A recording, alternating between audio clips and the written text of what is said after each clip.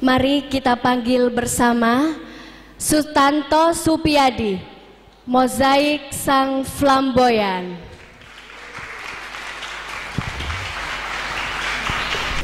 Surabaya, matahari terbit dan terbenam, aku tetap anakmu.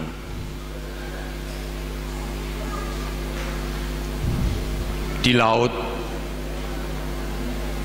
di pegunungan, di hutan dan di cakrawala, orang akan selalu mengenangmu, menyanyikan lagu-lagu untukmu, sebab engkau kota kenangan. Kalau ditanya siapa bercinta tanpa perlu bertemu, jawabnya Surabaya dan aku. Surabaya, bersamamu aku tidur dengan jiwa terbuka, membiarkan mimpi datang dan pergi. Anak-anak sejarah lahir dan mati di pangkuanmu,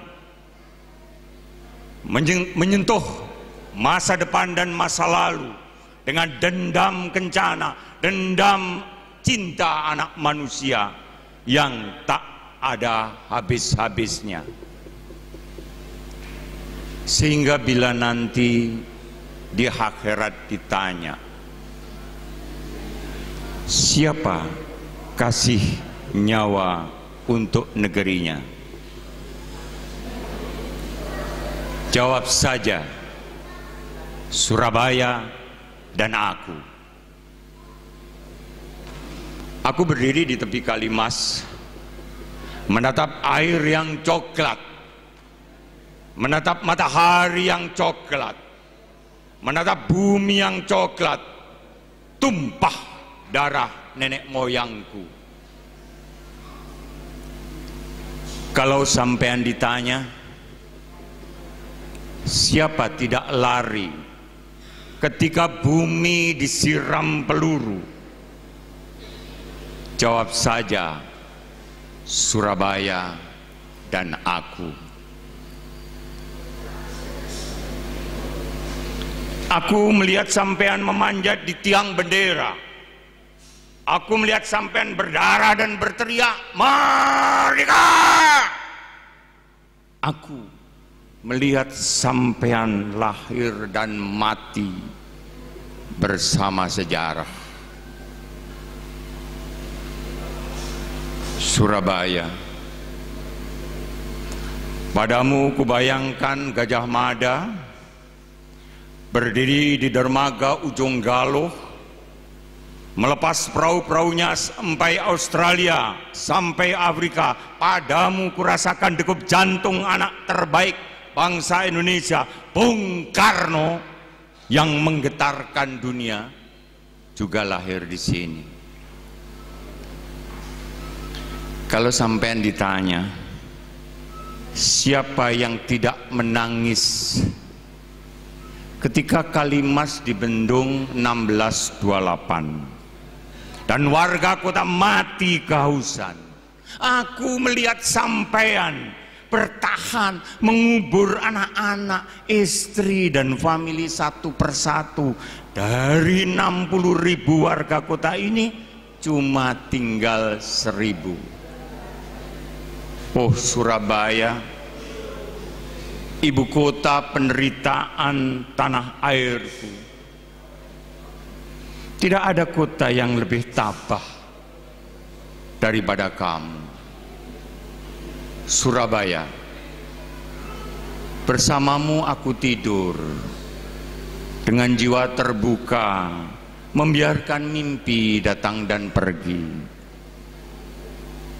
Surabaya, engkaulah barometer temperamen Indonesia.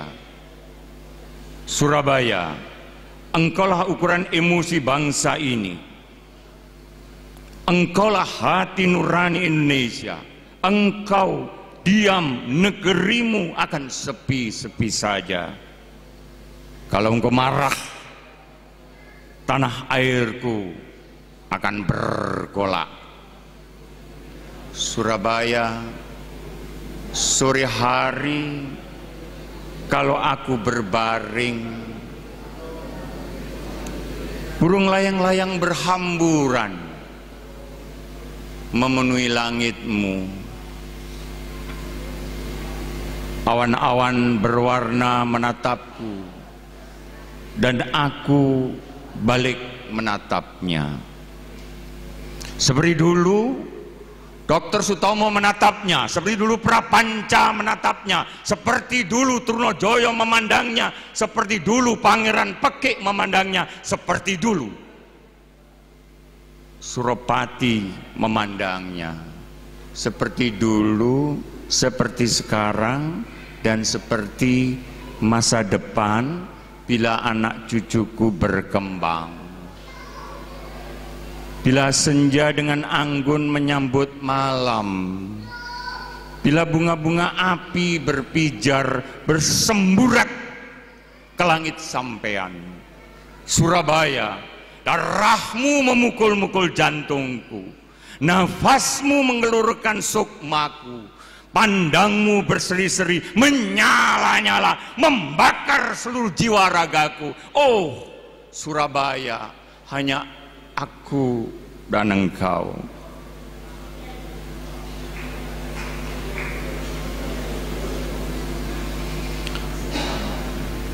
Hadirin yang saya hormati, sore hari ketika aku pulang dari acara baca puisi tadi, saya melihat sebuah pemandangan yang tidak enak di kota Jember. Sebelum saya memandang, saya akan memikirkan beberapa hal yang perlu diketahui, bahwa di dalam kebudayaan itu ada dua hal yang penting dicamkan. Satu, kebudayaan dalam arti pasif, yaitu warisan kebudayaan. Dan dua, kebudayaan dalam arti aktif, yaitu strategi kebudayaan. Sore hari ketika aku harus ganti pakaian bersama adik-adik dari Surabaya, saya numpang sebuah mobil, kebetulan bersama-sama rombongan. Saya melihat ada pita jalan. Pita jalan ini sangat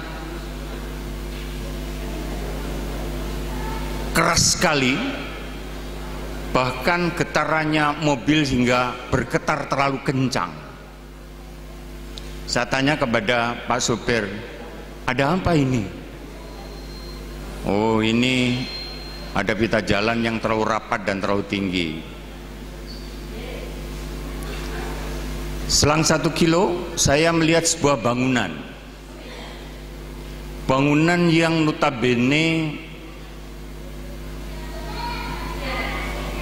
kita melihat sebuah bangunan yang megah, tetapi dalam tata letak sebagai satu strategi kebudayaan tidaklah pada tempatnya. Bangunan ini merapat kepada sebuah jalan raya. Tiang-tiang pancangnya yang besar merapat pada sebuah jalan yang besar. Saya menangis.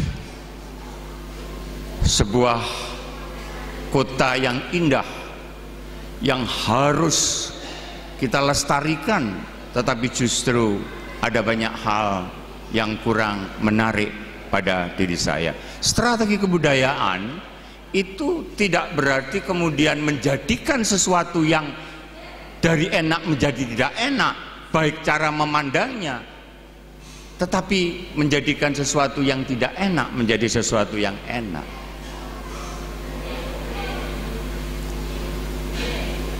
Di belahan bumi lain saya melihat sebuah pikiran-pikiran baru yang sekarang ini menjadi tumpul. Ketika saya mencoba mengamati beberapa hal yang terjadi di daerah Jember, khususnya di daerah Besuki, saya membaca dan melihat di televisi ada seorang nenek yang bernama Asyani begitu, dengan mencuri beberapa batang kayu. Dan ini sering terjadi di beberapa tempat yang lainnya. Ada seorang nenek pula mengambil sebuah biji coklat. Ada seorang anak kecil mengambil sandal gapit. Tetapi justru mereka mendapatkan sesuatu yang mengenaskan. Ia merasakan sesuatu yang sangat tidak manusiawi. Mereka-mereka ini memang koran itu mengatakan, oh ya, hukum itu kan tumpul di atas, tajam ke bawah. Saya jadi teringat seorang hakim yang bernama Holmes itu mengatakan, law has not been logic but experience. Hakim di dalam memutus itu tidak hanya berdasarkan kepada peraturan perundang-undangan saja, tetapi harus memakai hati nurani. Kita banyak melihat, bayangkan apa yang saya berikan contoh tadi, itu ada sesuatu yang janggal. Saya membaca sebuah sejarah, segala sesuatu yang bisa dinilai tidak lebih dari 2 gulden, maka tidak perlulah sampai kepada sebuah peradilan. 2 gulden itu berapa? Kalau $1 itu kita menganggap misalnya 12.000, 13.000, berarti 26, taruhlah 30. Jadi segala sesuatu yang notabene tidak melebihi dari 30.000 tidak perlulah itu dilarikan ke peradilan. Penegak hukum semacam ini adalah sebuah penegak hukum yang tidak mengerti filosofi law has not been logic but experience. Jadi selalu hukum itu tumpul ke atas, tajam ke bawah. Saya jadi teringat akan sebuah kisah Les Miserables di Paris pada abad pertengahan. Ada seorang lelaki yang dia bekerja pada sebuah perusahaan, tetapi dia mendapatkan PHK. Dia punya istri dan punya anak kecil yang berumur kira-kira 4 bulan. Karena mereka di PHK, maka tidak punya uang apa sekali, tidak punya apa-apa begitu. Dia menjadi jatuh miskin. Apa yang terjadi? Dia 2 hari tidak makan. Air susu istrinya untuk memberikan kepada anaknya tidak keluar. Anaknya merengek dan menangis terus-menerus karena air susu ibunya tidak keluar.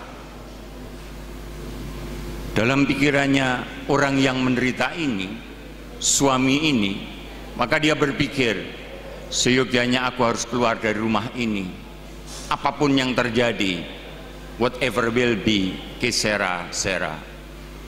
Di sebuah perempatan jalan dia menemui sebuah etalase toko. Dia berpikir, kalau etalase toko ini saya pecah,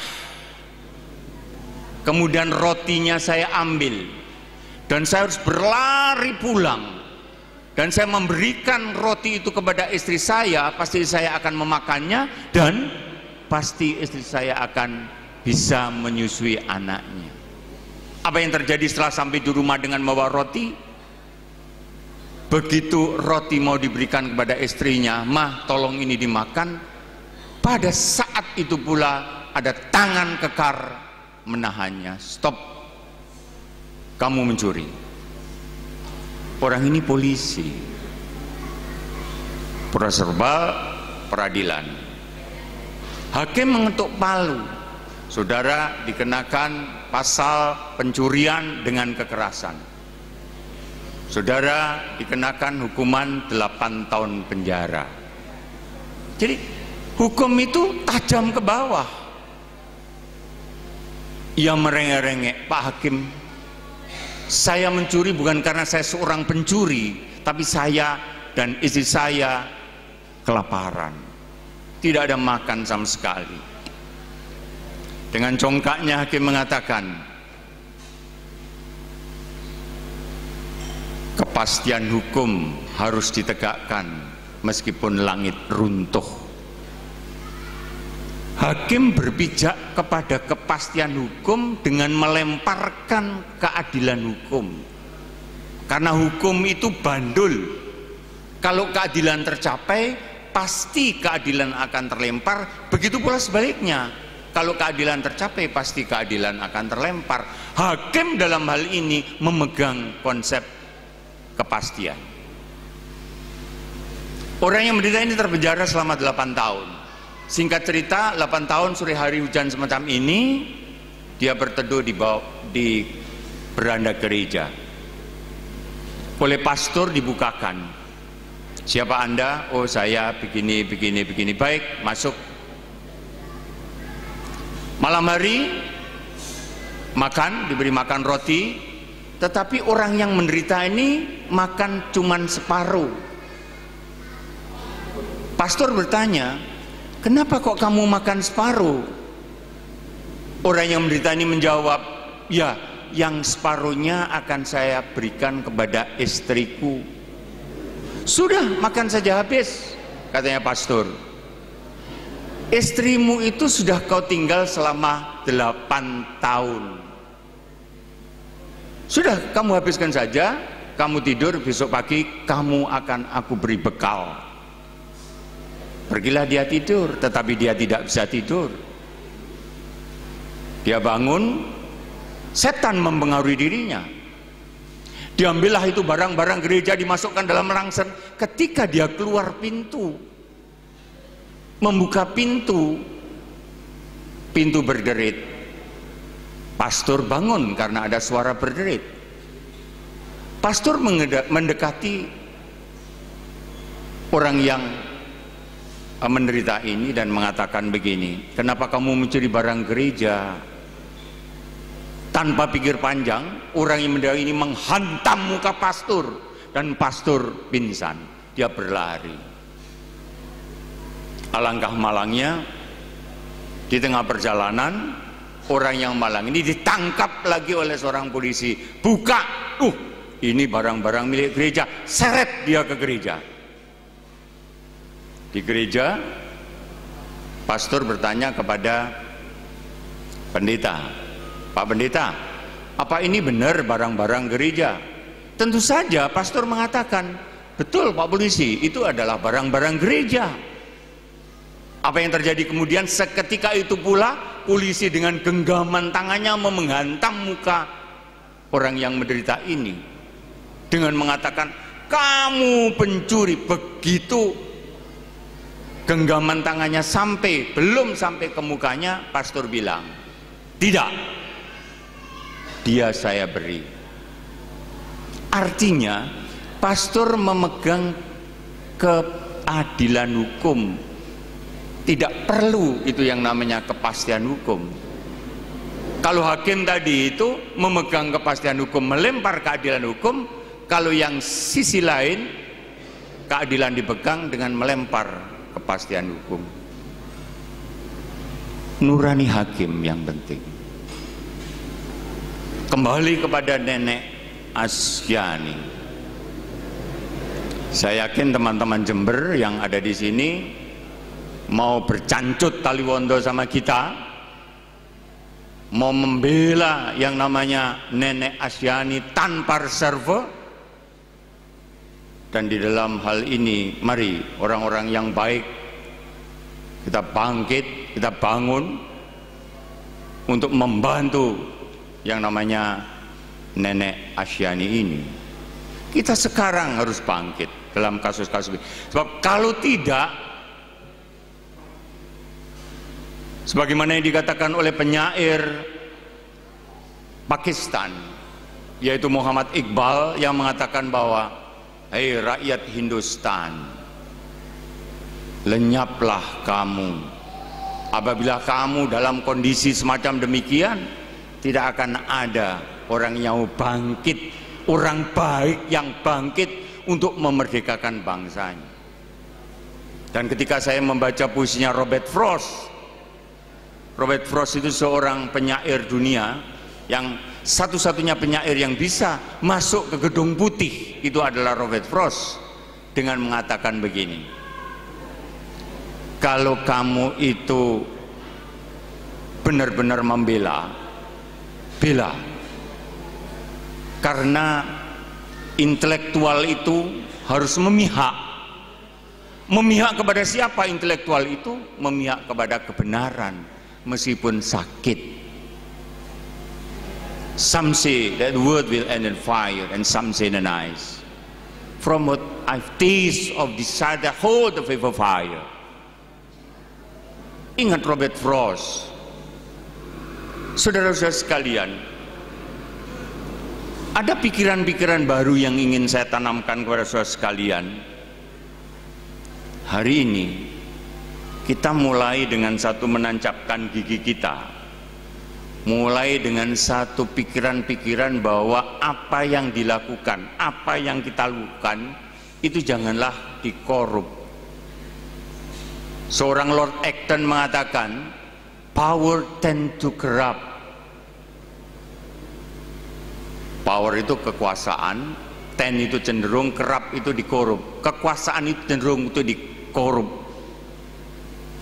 And absolute power corrupt absolutely. Bertambah berkuasa, bertambah korup. Kita jangan sampai masuk di dalamnya. Persoalan-persoalan korupsi ini kan sekarang bagikan sebuah anekdot yang ingin saya ceritakan pada saudara sekalian. Anekdot ini menggambarkan betapa korupsi di Indonesia sudah tidak bisa diobatin lagi. Anekdot itu berbunyi begini. Ada dua orang peselingkuh, laki-laki dan perempuan. Yang perempuan bertanya kepada yang laki-laki, "Mas, bagaimana kalau kita kawin?" Tentu saja yang laki-laki menjawab, "Ngapain kita kawin? Kita toh bisa selingkuh." Yang perempuan menjawab, "Gini loh, kita ini eksperimen saja. Kita kawin tapi kita tetap berselingkuh. Nanti 1 tahun kemudian kita hitung berapa kamu selingkuh dan berapa aku selingkuh." Yang laki tertarik. Gimana caranya? Begini, kita kawin, kamu saya sediakan 1 kaleng kosong, saya menyediakan 1 kaleng kosong. Kalau kamu selingkuh, masukkan 1 biji jagung. Demikian pula kalau aku selingkuh, aku juga memasukkan 1 biji jagung. Setahun kemudian kita harus membukanya. Setahun kemudian, yang laki-laki dibuka kalengnya, ada biji jagung sejumlah 69. Yang perempuan begitu dibuka, ada 1 biji jagung tetapi di atas uang kertas Rp20.000. Katanya sang laki-laki, "Nih laki-laki, selama setahun 67 kali. Kamu cuman sekali." Yang perempuan marah. Matamu, lihat itu matamu. Yang laki menjawab, lah iya cuman satu. Dijawab sama perempuan, itu satu di atas uang kertas 20 ribuan. Tahukah kamu, kaleng saya penuh saya jual, penuh saya jual, penuh saya jual, maka ada 20.000 rupiah dan sisanya 1 biji jagung. Apa makna dari semua ini? Makna dari semua ini, yang laki-laki 67 tahun itu berarti kita merdeka sudah 67 tahun. Yang perempuan saking banyaknya kan tak terhingga. Dengan merdeka 67 tahun, maka korupsinya tidak terhingga. Dan ini kita jangan sampai masuk ke dalamnya. Dan ini sekali lagi jangan sampai masuk ke dalamnya. Saudara-saudara sekalian, ada pikiran-pikiran yang bisa saya tanamkan kepada Anda. Saya ingin membaca sebuah puisi lagi yang sangat menarik banget.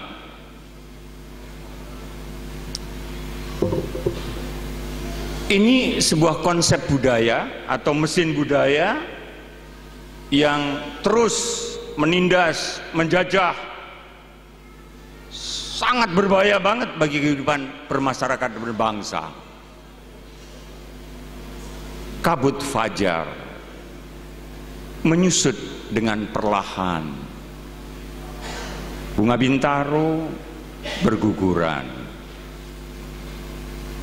Di tepi kolam, di dekat rumpun kali, aku duduk di atas batu, melelehkan air mata. Seperti tadi saya melelehkan air mata terus terang itu. Sesuatu yang kadang-kadang dianggap bagus tetapi itu justru mencelakakan. Kita bisa membayangkan kalau mobilnya saya tumpangi tadi itu adalah mobil jelek, mungkin gardanya patah ya. Karena pita jalan itu terlalu tinggi. Saya tidak ngomong apa yang dibalik itu ya. Pita terlalu tinggi itu kan juga pemborosan juga. Saya tidak ingin the hidden is ya, the hidden agenda is, saya tidak ingin ngomong begitu. Tapi tidak nikmat di mata saya. Cucuku, zaman macam apa?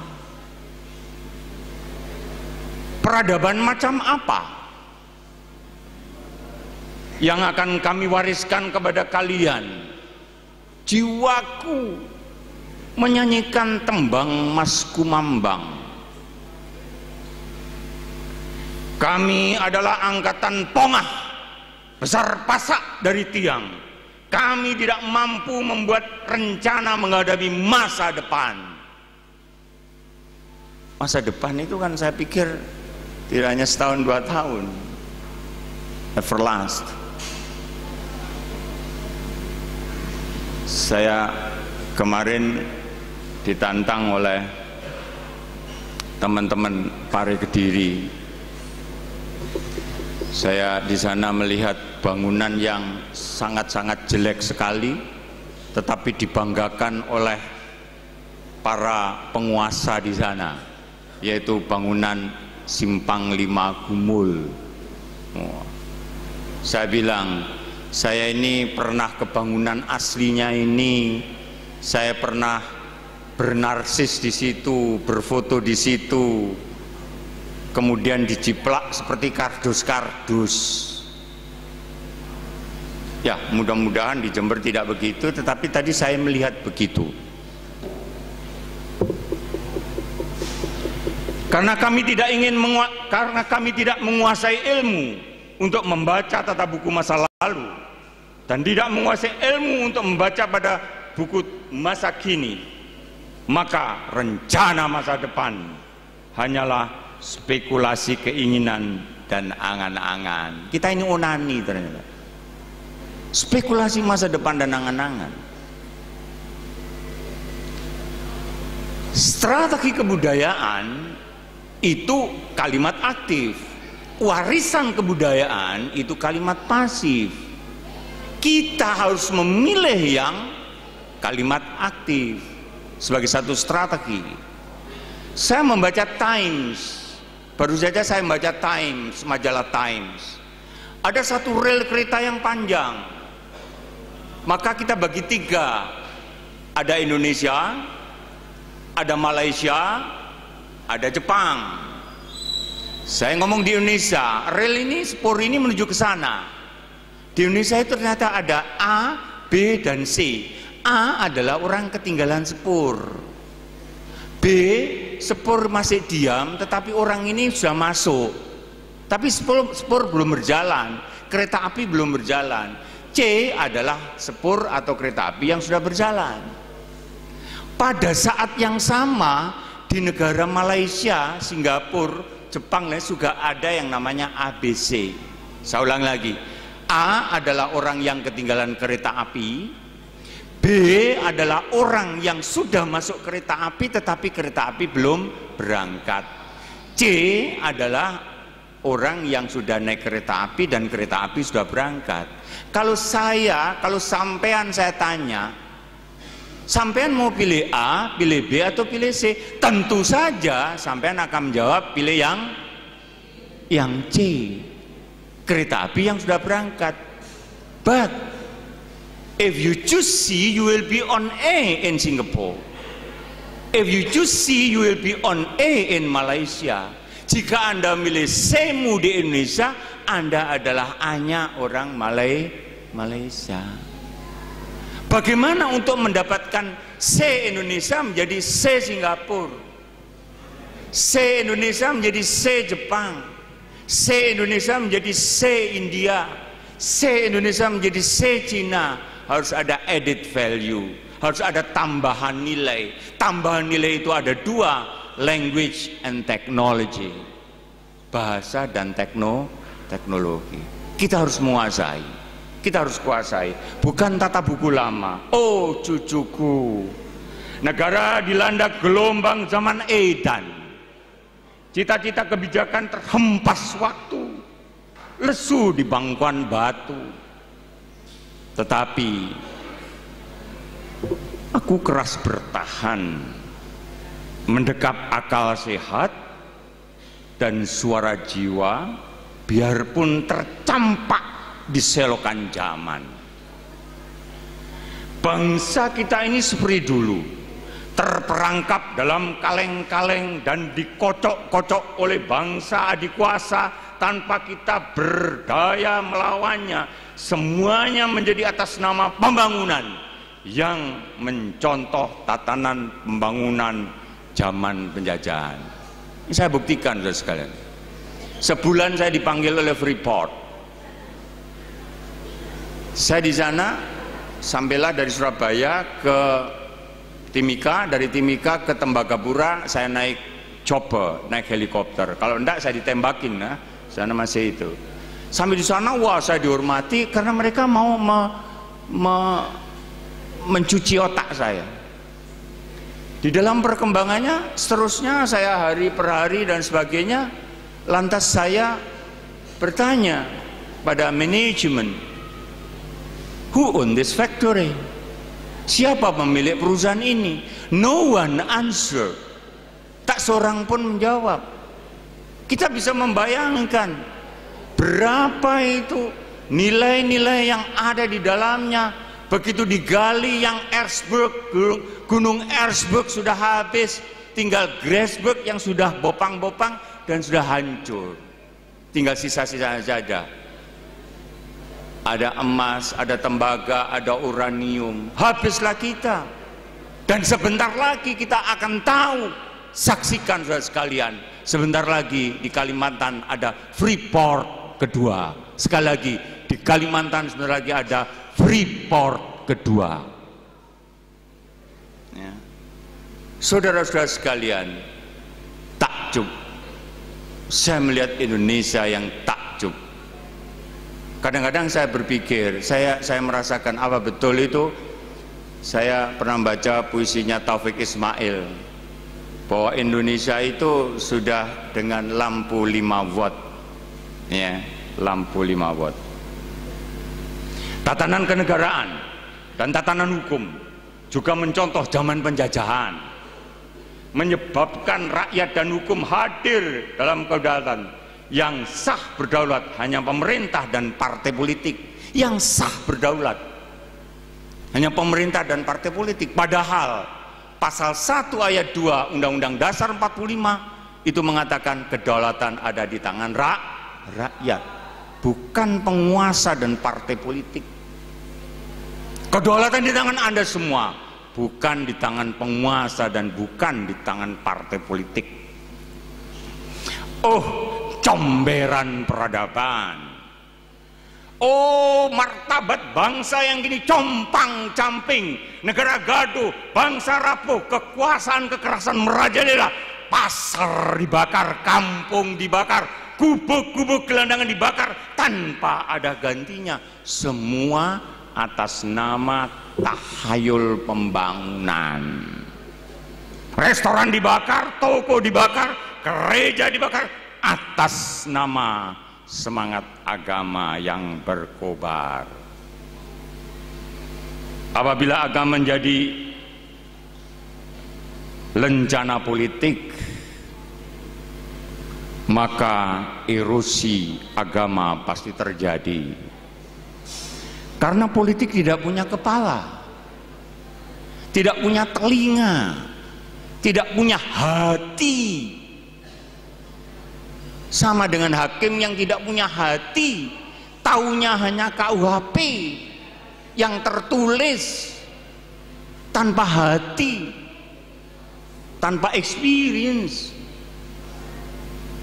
Ya. Semua harus ada hati. Politik hanya mengenal kalah dan menang, kawan dan lawan, peradaban yang dangkal. Meskipun hidup berbangsa perlu berpolitik, tetapi politik tidak boleh menjamah ruang iman dan akal. Sekali lagi, politik tidak boleh menjamah ruang iman dan akal. Namun, daulat manusia dalam kewajaran hidup bersama di dunia harus menjaga daulat hukum alam, daulat hukum manusia, daulat hukum masyarakat, dan daulat hukum akal sehat. Matahari yang merayap naik dari ufuk timur telah melampaui pohon jinjing. Udara yang ramah menyapa tubuhku, menyebar bau bawang yang digoreng di dapur. Berdengung sepasang kumbang. Mas, istriku datang dan menyapaku. Ia melihat pipiku basah oleh air mata. Aku bangkit dan tidak berkata. Diam, bisik istriku. Jangan menangis, teruskan saja, tulis saja, jangan bicara. Sekali lagi, saya ingin meminjam untuk terakhir punyanya Mas Willy ini. Aku mendengar suara jerit hewan yang terluka. Ada orang memanah rembulan. Ada burung kecil yang terjatuh dari sarangnya. Orang-orang harus dibangunkan. Kesaksian harus diberikan agar kehidupan bisa terjaga. Akhirnya, sebagai bangsa, kita mesti yakin bahwa bangsa kita adalah bangsa yang dilahirkan tidak untuk menerima karma atau kutukan, sebagai bangsa yang pernah korup, tidak beradab karena penuh kekerasan dan pelanggaran HAM berat, tetapi kita adalah bangsa yang gemah ripah lo jinawi, toto tentrem kerto raharjo. Pastinya karena tak pernah untuk bangsa ini, kecuali untuk mereka yang melakukan pembusukan budaya dengan sadar melakukan korupsi dan kekerasan. Wassalamualaikum warahmatullahi wabarakatuh. Kepada Ibu Sutanto dipersilahkan untuk menyerahkan hadiah. Dan sedikit info, Ibu Sutanto besok pagi